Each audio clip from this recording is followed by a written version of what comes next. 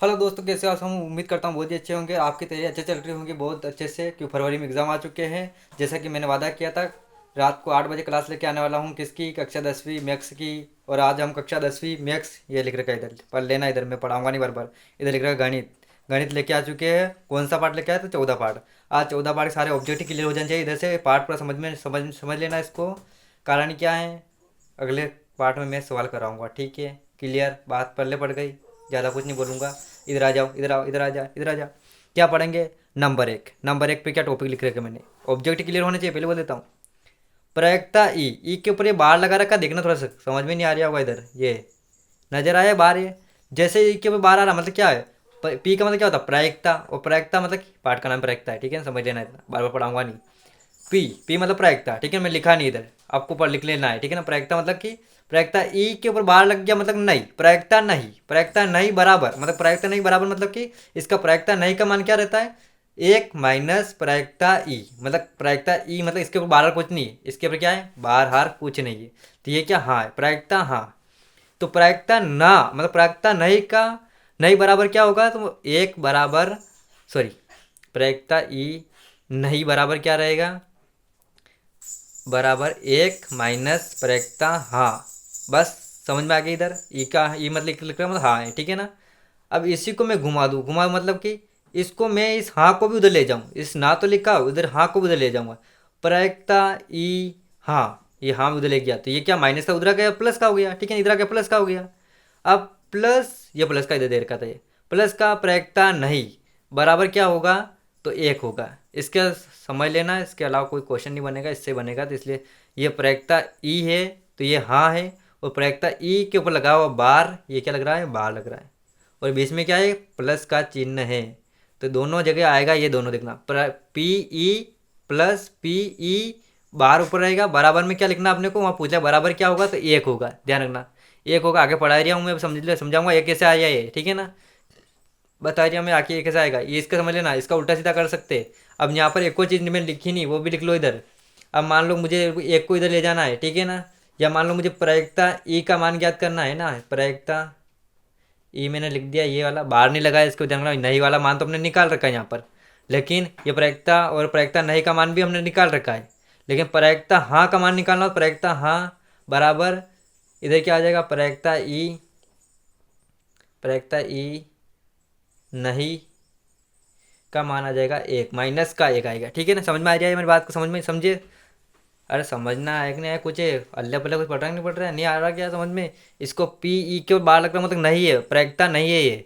और P E है तो प्रायिकता है, प्रायिकता है। और ये प्रायिकता नहीं है। प्रायिकता नहीं है मतलब इसका बराबर कितना मान रहेगा? प्रायिकता नहीं है इसका मान रहेगा 1 - प्रायिकता नहीं है, बस पी। ठीक है? समझ में आ जाए? क्लियर है ना? अब इसी तरह से मैंने प्रायिकता हाँ जो लिख रखा है, प्रायिकता हाँ को मैं प्रायिकता हाँ के बराबर करूँगा तो प्रायिकता ई नहीं है -1। ठीक है ना? ये वाला बराबर में लगा दिया। समझ में आया? ठीक है? कल क्लास में पूछ लेना, ज़्यादा माथापच्ची मत कराओ इधर। है ना? मेरे को पता है वीडियो में समझ में नहीं आएगा। नहीं आ रहा तो कमेंट में फेंक के मार देना, कहाँ नहीं आ रहा। मैं पूछूंगा क्लास में कल। पी ई प्लस पी ई नहीं बराबर 1 होता है। ये पर इतना तो समझ लेना। इसको थोड़ा सा डिटेल में समझाऊंगा, समझाने के लिए इतना समय नहीं मेरे पास में, वीडियो लंबा हो जाएगा। अब ये क्या है? यहाँ देखो, दो दो मैंने पढ़ा दिया। इधर 3 देखो, 3 में क्या रखा है? यहाँ देखा ई, ई का मतलब क्या होगा? प्रायिकता। ठीक है ना? प्रायिकता का मान कभी भी 0 से छोटा नहीं होता है, ध्यान रखना। कभी भी 0 से छोटा नहीं होता, इससे छोटा नहीं होगा और 1 से बड़ा नहीं होगा। ठीक है ना? प्रायिकता का जो मान होगा वो कभी भी एक या तो 0 के बराबर होगा या 0 से बड़ा होगा। और इधर क्या?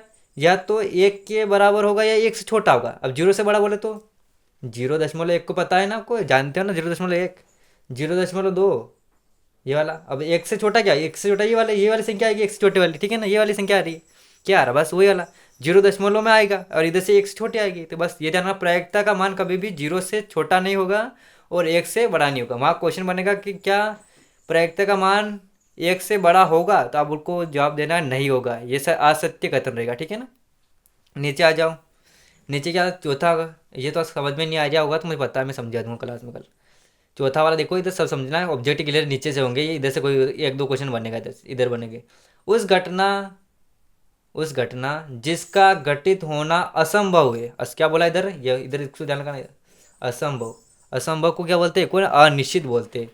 उस घटना जिसका घटित होना असंभव है कि प्रायिकता क्या होगी, तो प्रायिकता क्या होगी, तो जीरो होगी। इतना बड़ा जीरो बना रखा है, देख लेना इधर, तो जीरो होगी। ऐसी घटना को हम निश्चित सॉरी अनिश्चित या असंभव घटना बोलेंगे। क्या बोलेंगे, असंभव घटना या फिर निश्चित घटना। समझ में आ जाए मेरी बात को, इधर ये देखो, असंभव या अनिश्चित, ठीक है। ऐसी घटना जिसका घटित होना असंभव है तो उसे हम जीरो, क्या प्रायिकता होगी, वो प्रायिकता क्या होगी, तो प्रायिकता जीरो होगी, लेकिन उसको क्या बोलेंगे, अनिश्चित या असंभव। क्वेश्चन बन चुका है 2025 में, फिर से बनेगा, फिर से बताया जाए 2026 में बन सकता है। इसका उल्टा देखो इधर नीचे, उस घटना, ऐसी घटना जिसका घटित होना निश्चित है, इधर क्या था, असंभव, तो इधर क्या संभव होगा, निश्चित मतलब कि इधर अनिश्चित है, तो इधर निश्चित है।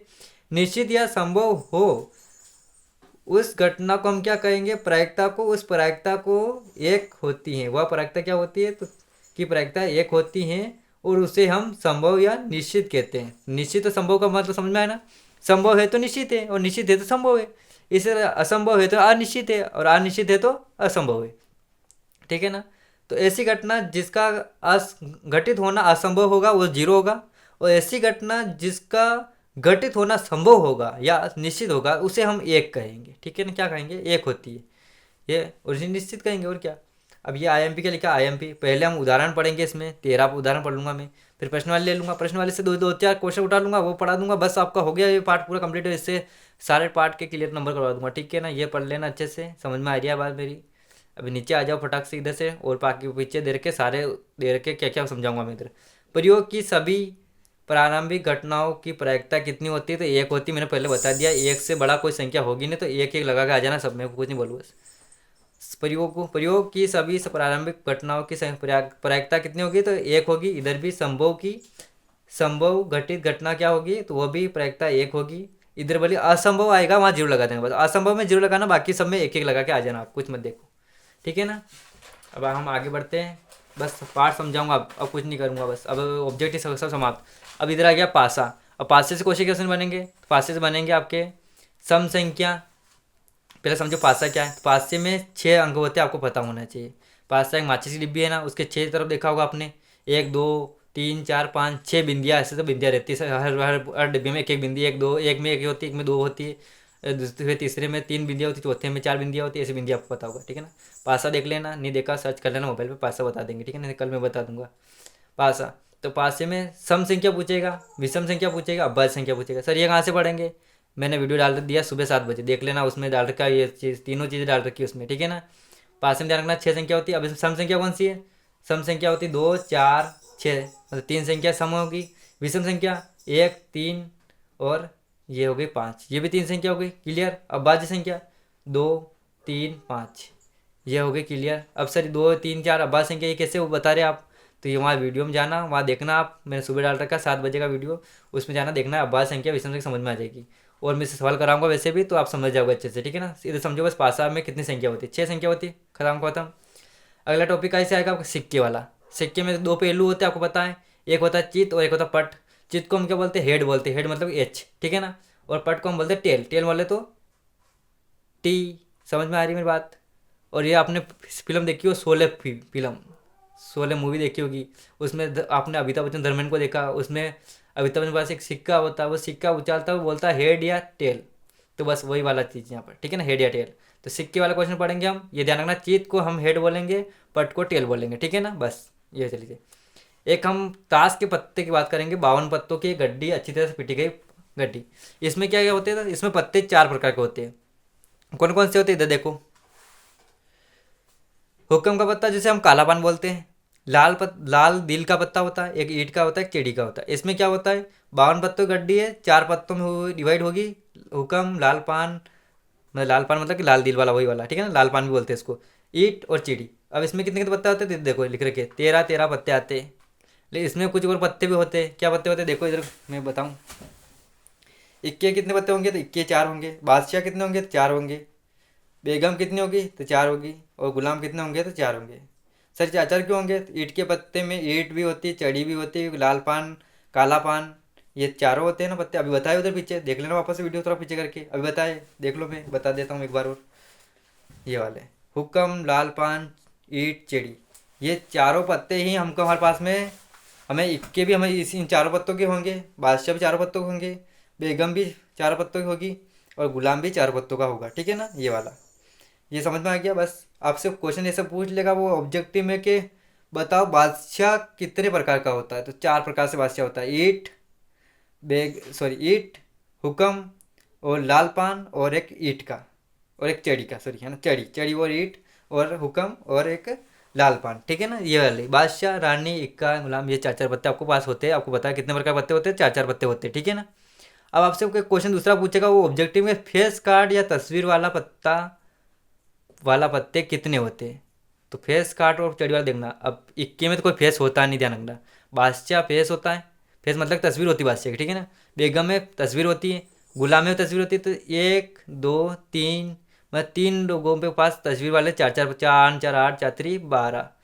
तो 12 पत्ते ऐसे रहेंगे जिनके लिख दिया मैंने, बेगम, बादशाह, बेगम और गुलाम, इनके पत्ते रहते बस 4 4 पत्ते। तो चारों कितने हो रहे, 12 पत्ते हो रहे हैं, 4 इनके हो रहा है, बादशाह हो रहे, 4 बेगम, और 4 ही गुलाम। 4 4 जोड़ेंगे तो कितने हो टोटल पत्ते, तो पूरे टोटल पत्ते हो गए अपने पास 12 पत्ते। तो फेस वाले पत्ते कितने रहते हैं, फेस या तस्वीर वाले पत्ते 12 पत्ते रहते हैं, ध्यान रखना हमेशा। ठीक है ना। नजर नहीं आ रहा, दिखाई दे रहा, ये वाले 12 पत्ते होते हैं। ये समझ में आ गया पूरा डिटेल। अब सूत्र में देखो, सूत्र क्या, प्रायिकता पी बराबर क्या रहेगा, तो प्रायिकता पी बराबर अनुकूल परिणामों की संख्या बटे, बटे दे रखा है, ध्यान रखना, बटे मतलब कि इसके बटे में दे रखा है, मतलब भाग का दे रखा है, सभी संभव परिणामों की संख्या। सूत्र याद रखना बस। ये नीचे वाला क्या है, नीचे वाला भी सूत्र ही है, लेकिन इसको छोटा करके लिखवा रखा है, ये बड़ा ही लिखवा रखा है। आपके बुक में ये वाला मिल जाएगा, ये वाला मिल जाएगा, लेकिन ये छोटा करवा लिखा रखा है। कंफ्यूजन नहीं होना, दोनों एक ही है। आपको जो अच्छा लगे वो याद कर लेना। ठीक है ना। एग्जाम में ये आए तो भी ये लिख देना, एग्जाम ये आ रहा तो ये भी लिख देना। कभी कभी ऑब्जेक्टिव दोनों सूत्र पूछ लेता, कभी इसका ये दे देगा, पी बराबर दे देगा, और आपको ये लिखना पड़ेगा सूत्र। तो वो कैसे लिखना पड़ेगा वो आगे बता दूंगा मैं, आगे से आगे बताएंगे। ठीक है ना। तो ये ध्यान रखना ना, ये सूत्र याद कर लो। तस्वीर और पत्ते समझ में आ ही गए होंगे वैसे। और नहीं समझ में आए तो कमेंट में जरूर फेंक के माना, सर आपकी क्लास समझ में नहीं आई, तो मैं डबल से रिपीट कर दूंगा क्लास। ठीक है ना। वीडियो ज़्यादा लंबा हो रहा है इसलिए वीडियो कट करूँगा, और अब मुँह फाड़ने का काम नहीं है। तैयारी करो, समझ में नहीं आए तो कमेंट जरूर कर देना, समझ में नहीं आया वीडियो। फिर एकदम अच्छे तरीके से मैं इसको समझाते हुए पूरे को कर, मतलब कि सवाल भी कराऊंगा साथ में, और साथ करवा दूंगा। ठीक है। सवाल करवाने के बाद ऑब्जेक्टिव क्लियर करवा दूंगा सारे। अगला वीडियो ऑब्जेक्टिव के साथ साथ सवाल का भी आएगा। ठीक है ना। ऑब्जेक्ट लिख के दूंगा मैं, क्वेश्चन लिखूंगा, जैसे मैंने आपने को हिंदी में लिखे थे क्वेश्चन मानवेला का, आप देखा होगा वीडियो, तो वैसे वैसे इसमें क्वेश्चन लिख दूंगा मैं। इस तरह से क्वेश्चन पूछेगा, मैं कहाँ से पूछ लिया। ठीक है ना। कल मैं इसके ऑब्जेक्टिव और कुछ 1 2 सवाल करवा दूंगा। ठीक है ना। तब तक के लिए जय हिंद, जय भारत। मिलते हैं अगले वीडियो में।